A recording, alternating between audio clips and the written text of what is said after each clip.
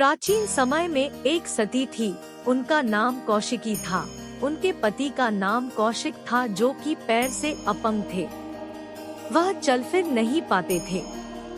इसलिए जब कौशिक को कहीं जाना होता था तो उनकी पत्नी कौशिकी उन्हें अपने पीठ में लाद कर ले जाया करती थी।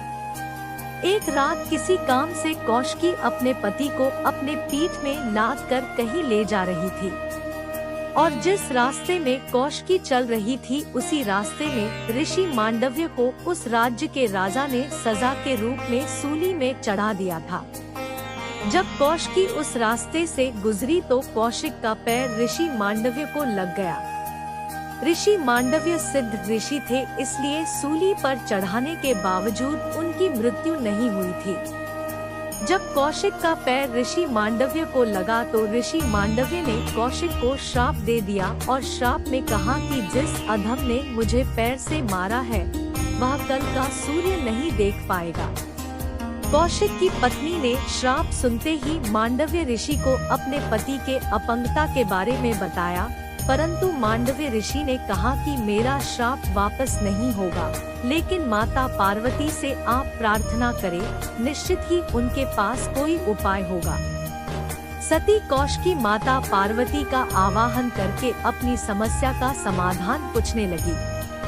तभी माता पार्वती की प्रेरणा से आकाशवाणी हुई कि अगर सूर्य ही नहीं उगेगा तो तुम्हारे पति की मृत्यु नहीं होगी।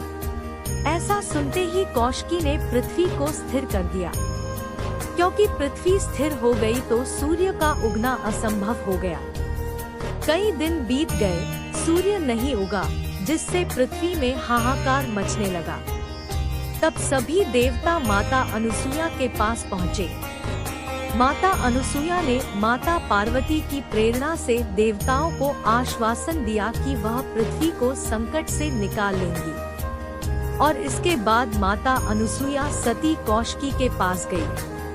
सती कौशिकी ने माता अनुसुईया को देखा तो उन्हें देखकर वो अपनी पीड़ा नहीं रोक पाई और उनके सामने रो रो कर अपने दुख और पीड़ा को व्यक्त किया, क्योंकि सती कौशिकी भी जानती थी कि सूर्योदय को बहुत दिनों तक नहीं रोका जा सकता है।